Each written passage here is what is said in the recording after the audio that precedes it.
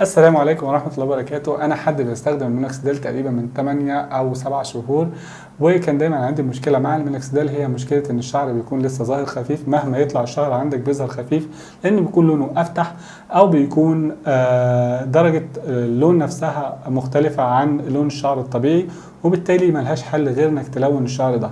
في الفيديو هنتكلم عن ازاي تلون شعرك بطريقه صحيحه، وازاي تستخدم الصبغات مع المينوكسيديل، بالاضافه طبعا لانواع الصبغات المفيده وانواع الصبغات الضاره وانواع الصبغات الثابته والغير ثابته. بس قبل ما تبدا ما تنساش تعمل سبسكرايب للقناه وتفعل الجرس عشان يوصلك كل جديد.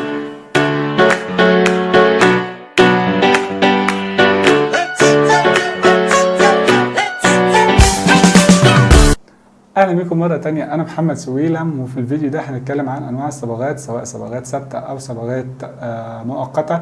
بس قبل ما ابدا اعرفكم بنفسي الاول، انا حد بيستخدم المينوكسيديل من 7 او 8 شهور تقريبا، ودايما عندي مشكله واحده بدايه من الشهر الثالث، وهي ان الشعر بيطلع لكن بيطلع لونه مختلف او فاتح عن الشعر الطبيعي، خاصه ان لون الشعر الطبيعي اصلا اسود. فالشعر الجديد بيطلع لونه اصفر، ولما بيبدا لونه يغمق او لونه ياخد اللون الاغمق بيكون لونه بني. ودي بتبقى مشكله دايما بتقابلك، خاصه لو انت ماشي في الشمس، بيظهر ان انت المنطقه دي فاضيه، مش فيها شعر اساسا، بالعكس مع ان بيكون فيها شعر، ولكن بتظهر في الاضاءه انك ما فيش شعر خالص. وحلها دي دايما بتلوين الشعر. وعشان الون الشعر واستخدم المينوكسيديل في نفس الوقت، كانت دايما مشكله بالنسبه لي، لان ما اعرفش ايه انواع الصبغات، وايه الصبغات اللي ممكن تضر شعري، وايه الصبغات المفيده لشعري. وبعد ما دورت انا وصلت لانواع الصبغات، وعرفت بعض انواع الصبغات. منها اول حاجه الصبغات الثابته، وفي صبغات مؤقته. الصبغات الثابته بتنقسم لنوعين بالنسبه لي، النوع الاول اللي هو خالي من الامونيا، والنوع الثاني اللي فيه امونيا. ايه الامونيا دي؟ الامونيا دي عباره عن ماده بتعمل تفتيح للون الشعر، يعني بتفقد الشعر لونه الاصلي، بيكون لون افتح، فبالتالي لما تبدا تطبق عليه اللون الجديد ياخد اللون المطلوب. لكن الخالي من الامونيا ده بياخد اللون مباشره على اللون الموجود. طب ايه الفرق؟ الامونيا دي وظيفتها ايه او فايدتها ايه؟ تخيل كده انك انت بتصبغ مثلا حاجه لونها احمر بلون ازرق، وجبت حاجه تانية لونها ابيض صبغتها بلون ازرق، هتلاقي ان الموضوع درجات اللون بتختلف. وده اللي بيحصل، درجات اللون بتختلف. ولكن بالنسبه لنا احنا دايما هنبعد عن الامونيا، لان الامونيا بتضر الشعر جدا، وبتخليه ضعيف وهش، وطبعا بتفقد الغذاء بتاعه. فاحنا نخلينا في الصبغات الخاليه من الامونيا. طب الصبغات دي انواعها ايه او ماركاتها ايه؟ في عندنا جارنيه، وفي لوريال، وفي انواع تانية كتير. لكن انا عن نفسي برشح نوع رخيص، لان الانواع دي غاليه.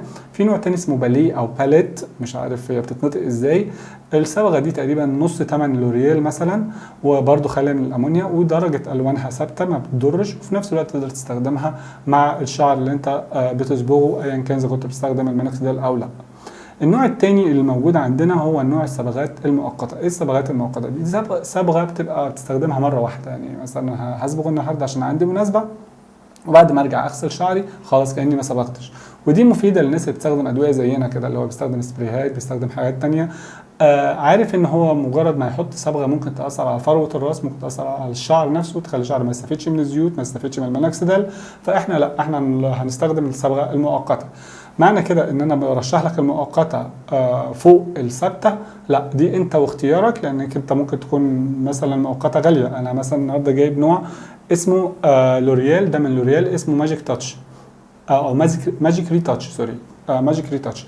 ماجيك ريتاتش ده عباره عن سبراي. السبراي ده انت بترشه زي ما احنا شايفين كده، مش عارف ظاهر قدامكم في الكاميرا ولا لا.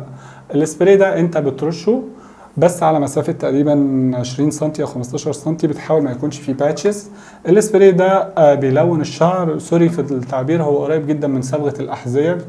بترش خلاص، الصبغه اتعملت في خلال دقيقتين بالظبط بتجف، ما بتاخدش منك وقت. يعني انت ممكن تستخدمها قبل ما تنزل، تقدر تمسحها بالمنديل لو نزلت على وشك ولا حاجه، تقدر تمسحها بالمنديل وخلاص تنزل تخلص مشوارك. مجرد ما تغسل شعرك بالميه والشامبو خلاص مفيش حاجه. طب في مشكله بقى مع الصبغات الثابته ومع الصبغه دي برضو، ان احنا دلوقتي بنستخدم المينوكسيديل. الصبغه دي لو استخدمت عليها المينوكسيديل هتسيل وهتبقى اسود، لانك انت كانك بتغسلها بالظبط. ده بالنسبه للمؤقته. بالنسبه للثابته هي مش هتسيل، بس هتبدا تدي لون خفيف كده كانك بتغسلها. يبقى طب عشان احافظ على لون الصبغه دي لازم استخدم شامبو معمول مخصوص للشعر المصبوغ، وبستخدم سوري، وببطل انزل في الشمس، ما بتعرضش للشمس مباشره عشان احافظ على نفس اللون. ما بنزلش البحر كتير طبعا، ما بنزلش البول.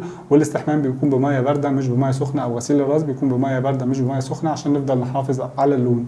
طب كده احنا حافظنا على اللون، عايزين بقى نستفيد من المينوكسيديل. المينوكسيديل هو اساس الموضوع ده كله اللي احنا بنتكلم فيه، هو المينوكسيديل. استفيد منه ازاي؟ المينوكسيديل دلوقتي انا لو صبغت بصبغه ثابته، وليكن معظم الناس اللي جربت تصبغ هتلاقي ان الصبغات بتسيب زي طبقه كده على فروه الراس، بتلون فروه الراس بمعنى اصح. وخاصه لو انت حد بتستخدم المينوكسيديل، لو بتستخدم المينوكسيديل هتلاقي فيه شوائب، والشوائب دي لما بتصبغ بتلزق في فروه الراس اكتر ما انت اساسا هي لازقه بالفعل، وبتحتاج تخرجها بالزيت. المره دي طبعا احنا عايزين نستفيد بالسبراي اللي هنرشه. نستفيد بيه ازاي؟ ببدا استخدم حاجه اسمها الديرما رولر. احنا اتكلمنا على الديرما رولر في الفيديو اللي قبل كده، وطريقه استخدامه وكل حاجه. احنا محتاجين بقى الديرما رولر دي يوم ويوم واحنا صابغين، يعني بتحاول تفتح بيها المسام، بتحاول تكسر او تعمل بريك للطبقه اللي اتعملت دي، بحيث انك انت تستفيد من المينوكسيديل. اما بالنسبه للمؤقته، فالمؤقته خلاص انت بتغسلها وتمام التمام، واستخدمت الشامبو بتاعك ايا كان، لانك انت مش محتاج شامبو معين ليها، خلاص انت شغال زي الفل. كده نقدر نقول قلنا كل حاجه على الصبغه. ما تنساش اسم الصبغه لوريال ماجيك ريتاتش. تمام. الصبغه دي ممكن تجيبها من الصيدليه، ممكن تعمل لها اوردر اونلاين، وبرده الصبغات الثابته ممكن تجيبها من الصيدليات، وممكن تجيبها برده اونلاين وتعمل لها اوردر اونلاين. لكن ما تنساش زي ما قلنا استخدام الديرما رولر مع الصبغات الثابته. لو عندك اي اسئله ثانيه او تجربه مع الصبغه مع المينوكسيديل، تسيبها لنا في كومنت، وما تنساش تعمل سبسكرايب للقناه وتفعل الجرس عشان يوصلك كل جديد.